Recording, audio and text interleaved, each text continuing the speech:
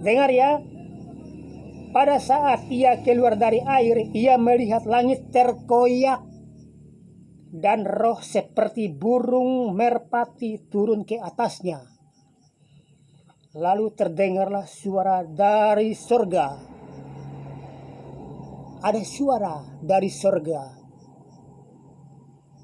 Siapa suara itu ya? Terdengarlah suara dari surga, berbunyi demikian. Engkaulah anakku yang kukasihi, kepadamulah aku berkenan. Paham enggak? Saudara-saudariku yang kukasihi, paham enggak? Suara ini adalah suara Allah sendiri. Suara ini adalah suara Allah langsung. Dan roh seperti burung merpati turun di atas Tuhan Yesus. Roh itu adalah membawa persetujuan. Persetujuan Allah merestukan cara yang Tuhan Yesus pakai. Maka oleh karena dari itu, saudara-saudariku, pahamkanlah pelaturan-pelaturan Allah kita. Jangan asal-asalan.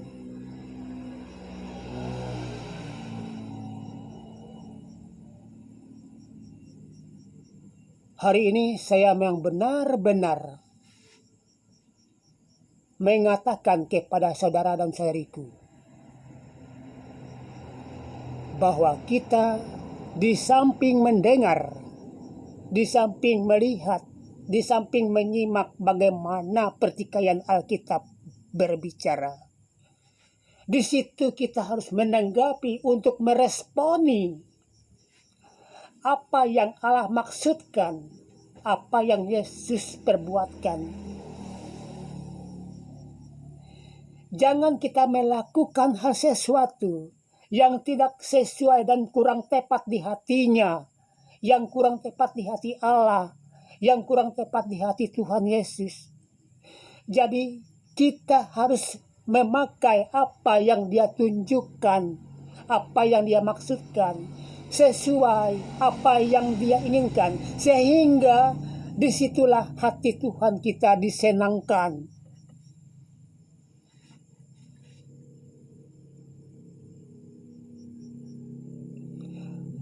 Melakukan suatu tindakan yang sedikit kesalahan, walaupun itu kegiatan, tetapi ada sedikit kesalahan noda,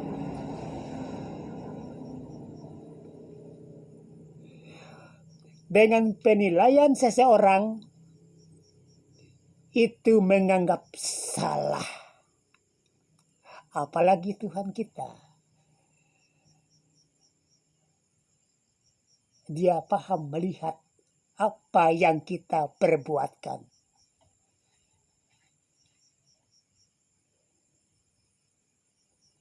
Di sini ditekankan.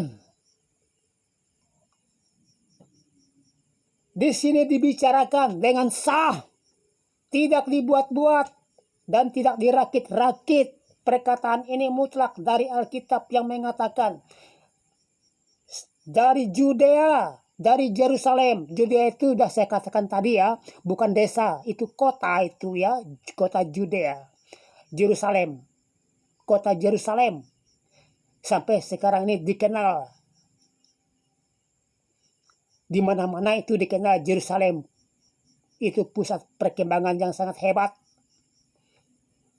Dan orang-orangnya pun orangnya yang jempolan semua. Karena itu mereka terpandang di mata Tuhan termasuknya. Dari Judea, Yerusalem, terus Tuhan kita Yesus Kristus dari Nazaret. Mereka kumpul ke sungai Yordan untuk dibaptiskan.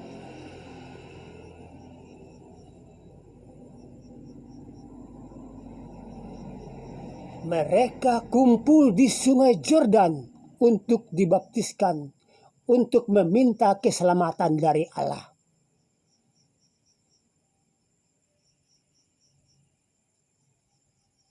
Ini perlu disingkapkan, saudara dan saudariku.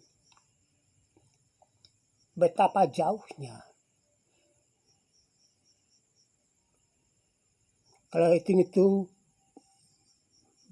melewati kendaraan bermotor atau melewati kendaraan roda 4 seperti mobil, saya rasa dari Judea menuju Jordan jauh juga kali itu. Dari Yerusalem menuju Jordan, Sungai Jordan itu jauh kali itu. Memang sih saya, saudara dan saudariku, tidak pernah sih ke sana. Tetapi kalau menurut peta itu memang jauh. Terus Yesus dari Nazaret menuju ke Jordan. Karena luar biasa.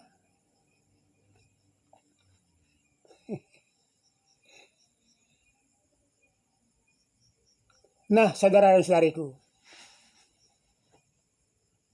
sekarang saya mengajak Anda membuka kunci.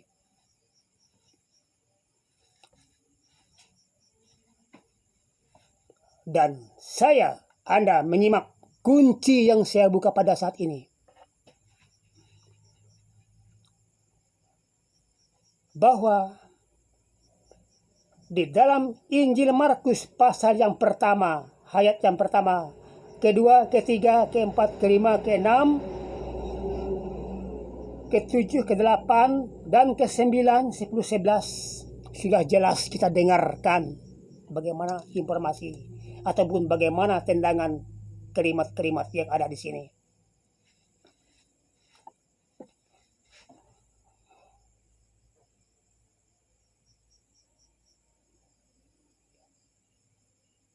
Ini adalah merupakan satu pesan penting. Satu petunjuk yang sangat penting, petunjuk Allah kita, petunjuk Tuhan kita, bahwa kita jangan melakukan hal yang bukan dari petunjuknya. Andai kata kita melakukan sesuatu hal yang bukan dimaksudkan oleh Tuhan, maka kita melakukan hal tersebut, kita disangsikan melanggar undang-undang Tuhan. Yakin? Yakin. Saya bongkar. Maaf. Zaman sekarang ya. Lihat. Penyimpangan benar-benar mutlak kita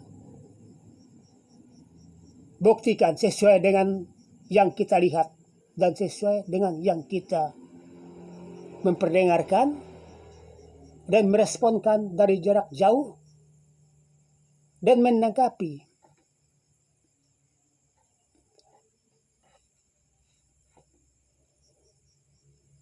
Bahwa yang telah diperbuatkan selama ini adalah salah, saudara-saudariku, ya. Salah. Bukan kita yang salah, tetapi yang mengendalikan pelaturan Allah yang salah. Firman Tuhan ini tidak salah, tetapi yang mengendalikannya itu salah. Karena kita selaku orang bawahan tahu menau oke saja, tetapi firman Tuhan tetap mengatakan salah.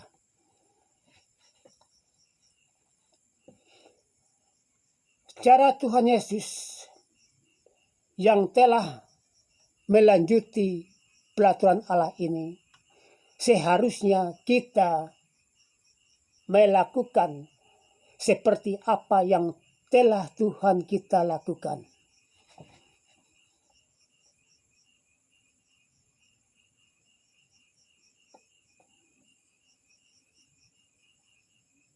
Dengar baik-baik ya, jemaatku yang kukasihi, saudara-saudariku yang kucintai, dan saya adalah Anda, dan Anda adalah saya. Anda semua adalah sahabatku, dan saya adalah sahabat Anda. Dan kita ini adalah satu Anda, bukan dua Anda lagi. Karena apa demikian? Anda memanggil saya adalah Anda, dan saya memanggil Anda adalah Anda juga. Maka kita satu Anda.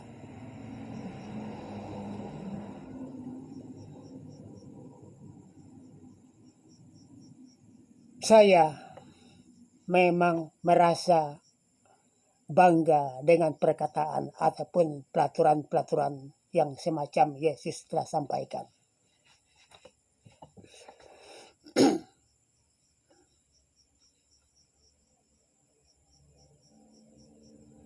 Bisa kita renungkan ya? Bisa, oke. Ini saya singgung langsung ya, maaf saya singgungkan langsung. Berarti di antara 100 romo, pastor, pendeta, di antara 100 ini kira-kira perbandingan. Kemungkinan di dalam 100 itu sekitar 88%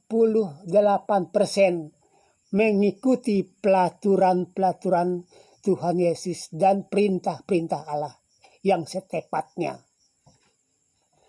Dan 12% itu menyimpang. 12% itu.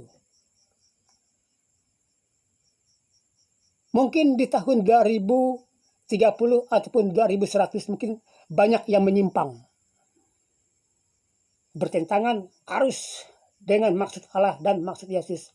Serta maksud-maksud para pendeta, para romo tadi.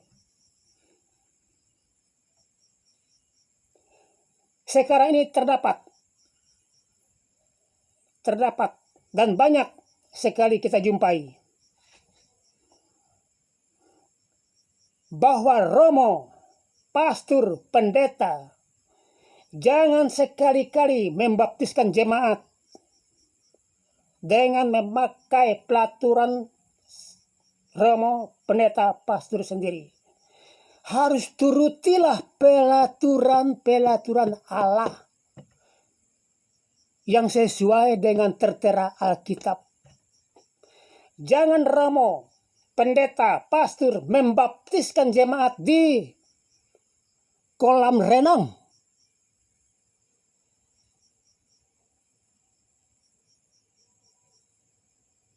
Ataupun di tambat-tambat air.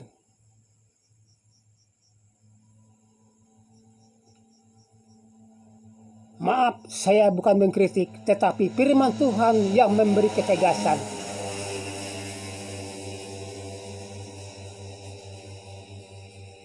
Andai kata pendeta, romo, pastor membaptiskan jemaat di kolam renang, berarti itu adalah kesalahan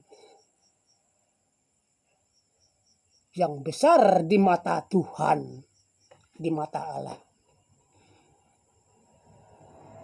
Sekarang jangan lagi memandikan jemaat ataupun membaptiskan jemaat di kolam renang ataupun di air tambat yang tidak mengalir.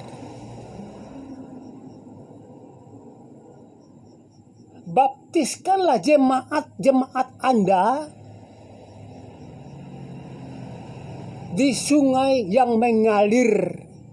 Inilah anjuran dari Alkitab yang terdapat di Injil Markus pasal pertama, ayat yang pertama terus sampai ayat yang ke-11. Salah membaptiskan jemaat di kolam renang ataupun di air mati.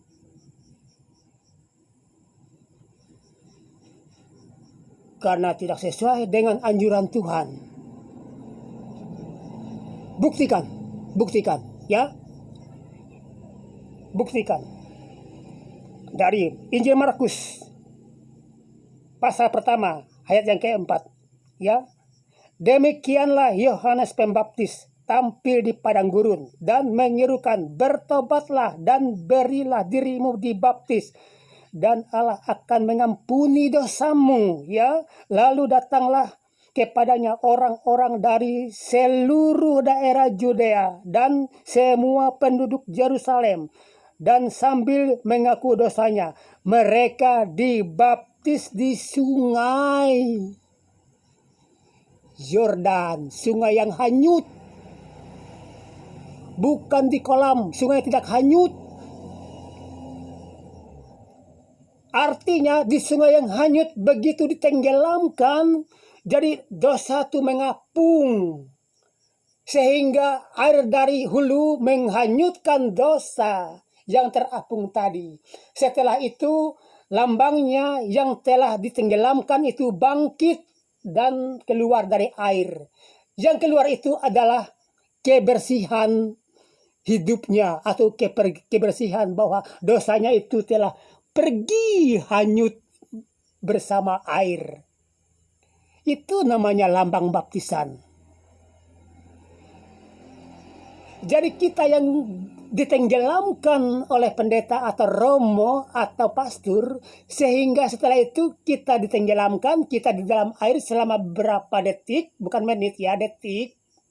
Lalu dengan otomatis dosa yang ada di tubuh kita ini mengapung, keluar, dan setelah itu datang air dari hulu menghanyutkan dosa itu, membawa sampai ke hilir sana, sampai ke lautan. Jadi dosa kita itu dihanyutkan.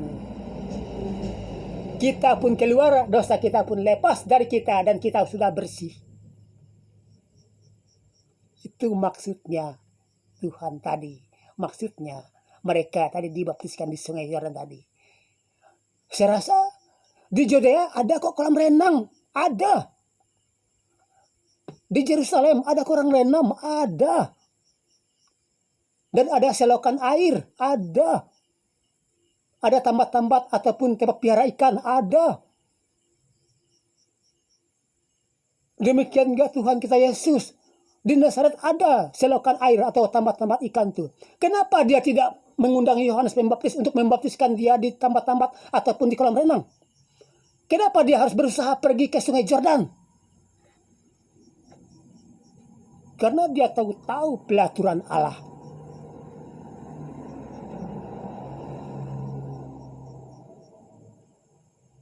Jangan membaptiskan jemaat asal-asalan.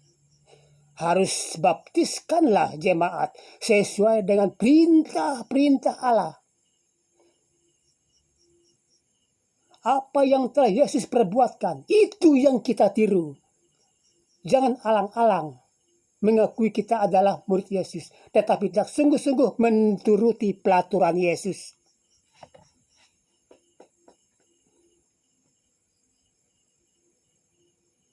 Mulut sungguh-sungguh.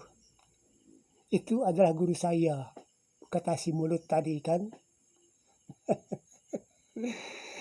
Siapa itu? Itu guru bahasa Indonesia saya dulu waktu saya SMP. Itu guru matematika saya waktu di SMA. Ini guru agama saya waktu di SD. Itulah guru saya waktu saya itu belajar filsafat kedokteran di fakultas ataupun di kuliah Institut Teknologi.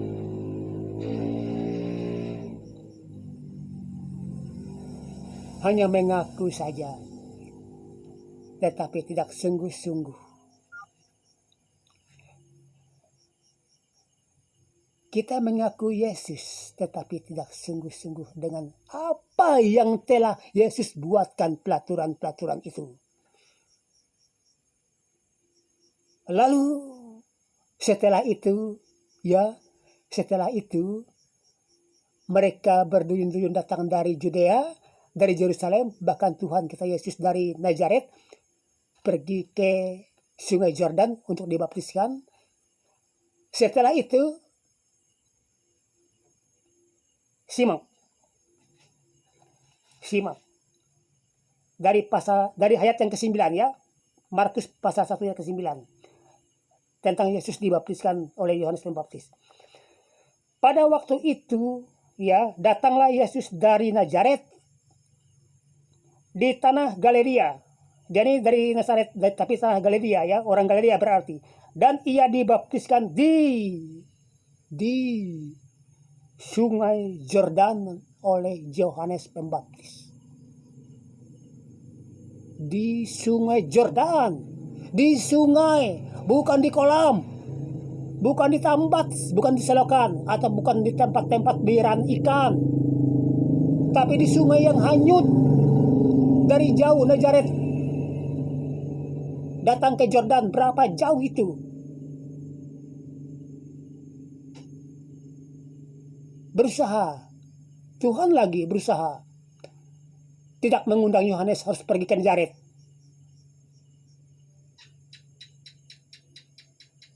Tetapi Yesus sendiri yang datang.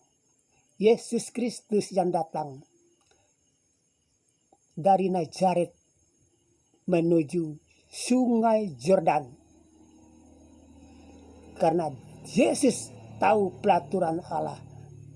Dan Yohanes pun demikian juga sebelum Yesus. Terus ya. Yang ke-10. Pada saat ia keluar dari air, ya, yaitu Yesus, ya.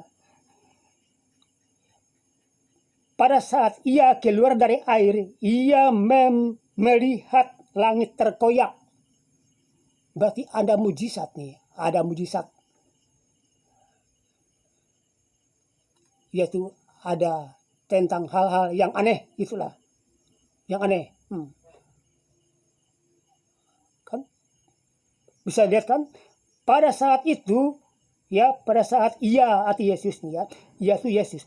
Pada saat ia keluar dari air, ia melihat langit terkoyak dan roh seperti burung merpati turun ke atasnya. Itu merpati itu roh Allah, roh lambang pengakuannya yang sungguh bahwa pernyataannya memang benar.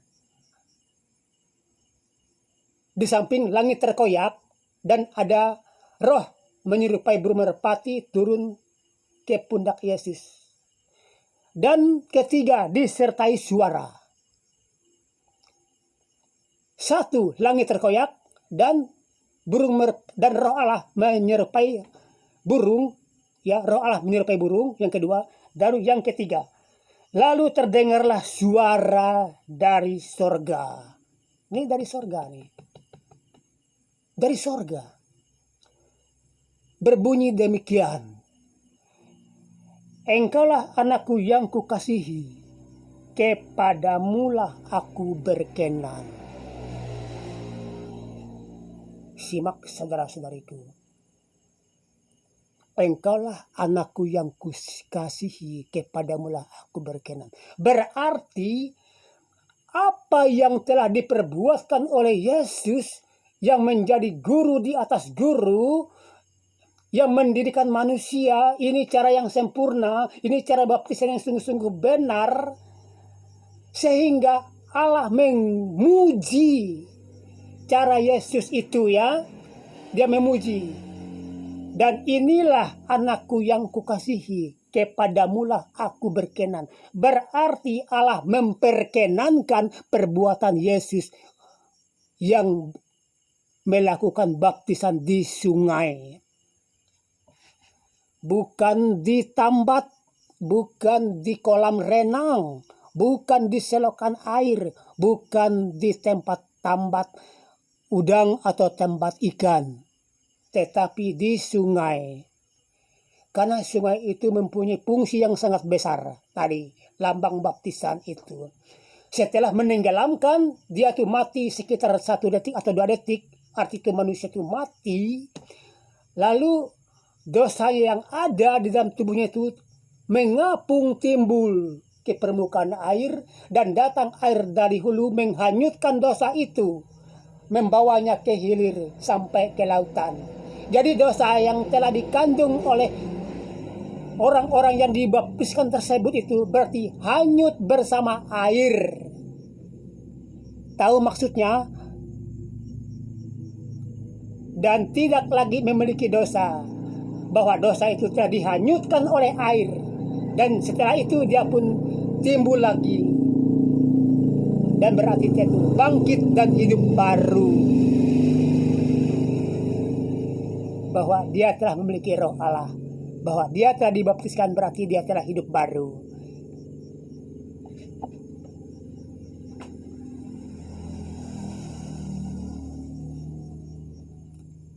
Kemungkinan kita bisa memahami, saudara dan saudariku, masalah hal yang semacam itu ya.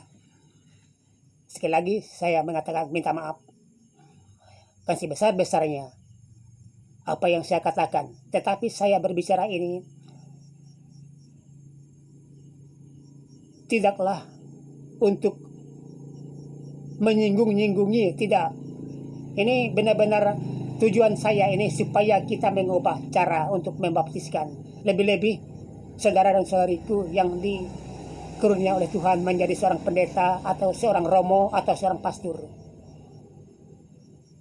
Saat sekarang si romo, si pendeta, si pastor harus mengubah baptisannya. Jangan lagi memakai percik, jangan lagi memakai kolam renang, jangan lagi memakai air tambat udang atau tambat ikan, jangan. Sejauh manapun lokasi Anda, tempat Anda, harus pergi ke tempat air yang hanyut. Biarpun air itu kecil, tidak seperti Yordan luas, kecil, yang penting hanyut. Hanyut dan muaranya tetap ke lautan akhirnya. Lautan itu menampung dosa. Andai kata misalnya, contoh lagi nih, lambangnya gini ya kan. Andai kata misalnya, romo, pendeta, pastor membaptiskan jemaat di kolam renang, berarti dosa itu tidak hanyut. Berarti kolam itu disebut neraka, menampung dosa. Datang lagi dosa, orang tadi dibaptiskan di situ juga menampung dosa, tidak hanyut, tidak dibuang. Tidak ada limbah. 10 orang dibaptiskan, berarti 10 dosa yang dibawa untuk diapungkan, bukan dihanyutkan lagi. Tepat 100 jemaat, belum lagi 1000 jemaat. Satu jemaat, satu dosa. Mau dihapuskan, mau ditebuskan. Suruh bertobat. Pengampunan dosa melalui baptisan. 10 orang, 10 dosa. 100 orang, 100 dosa. 1000 orang, 1000 dosa. 1000 dosa itu menampung, artinya mengumpul di kolam itu, tidak dihanyutkan. Dosa itu bertambah, belum lagi jemaat lain. Dari timur, dari barat, dari selatan, semua jemaat kumpul untuk dibaptiskan di kolam itu.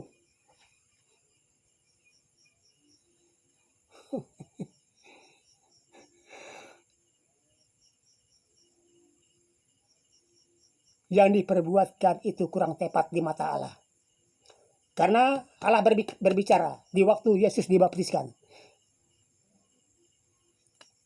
Ayat yang ke-11 dari Markus pertama. Ayat yang ke-11 berbunyi. Lalu terdengarlah suara dari sorga. Engkaulah anakku yang kukasihi. Kepadamulah aku berkenan. Berarti Allah memperkenankan perbuatan yang telah Yesus lakukan. Kenapa Yesus sebelum dibaptiskan tidak ada bicara Allah dari surga? Yesus berjalan dari Nazaret. Di tengah perjalanan tidak ada, di tengah perjalanan Yesus menuju ke Yordan tidak ada suara Allah dari surga. Lalu setelah itu Yesus melakukan kehendak Allah. Dia dibaptiskan di Sungai Yordan, ditenggelamkan. Setelah itu dia keluar dari Sungai Yordan. Lalu ada suara dari sorga yang mengatakan, itu bukan suara rakitan itu atau suara rekam-rekaman itu, tidak. Itu suara Allah. Walaupun Yesus tidak berdosa, kenapa dia dibaptiskan? Pokoknya manusia satu-satunya di dunia ini cuma Tuhan Yesus tidak berdosa. Saya mungkin ada 10 keranjang dosa saya nih. Kalau ditimbang ada 500 kilo kali dosa saya. Tapi Yesus tidak berasa kenapa ada dibaptisan. Setelah itu, dia melakukan hal itu, lalu disetujui oleh Allah yang Maha Kuasa di surga, yang mengatakan dan berseru, inilah anakku yang kukasihi, kepadamulah aku berkenan. Berarti dia memperkenankan, dia menyetujui, dia merestui cara perbuatan Tuhan Yesus.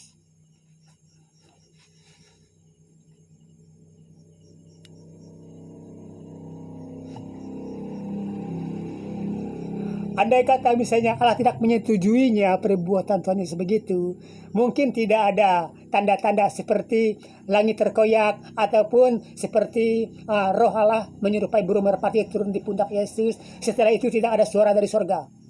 Tapi oleh karena memang perbuatan ataupun pertikaian yang telah Yesus lakukan itu sesuai dengan maksud Allah, maka terjadilah ketiga hal ini. Terkoyaknya langit, baru roh Allah seperti burung merpati turun ke atas Yesus, dan yang ketiga suara langsung berbicara dari surga. Tiga pertunjukan Allah, bukti saksi Allah untuk memperkenankan cara yang dilakukan oleh Yohanes Pembaptis dan Yesus sebagai guru di atas segala guru. Nah, saudara dan saudariku, ya. Jadi, begitulah satu gambaran yang saya perlu tuangkan kepada teman-temanku, serekan dengan aku. Walaupun seumur dengan aku ada yang menjabat pendeta, menjabat romo, pastor, mohon obakan. Mohon diobakan, ya. Jangan membaptiskan jemaat di kolam renang. Yang kedua, jangan membaptiskan jemaat pakai percik. Baptiskanlah jemaat Anda sesuai dengan anjuran pelaturan Allah yang mewakili suara Allah langsung dari Alkitab. Amin. Tuhan Yesus memberkati kita semua. Selamat malam.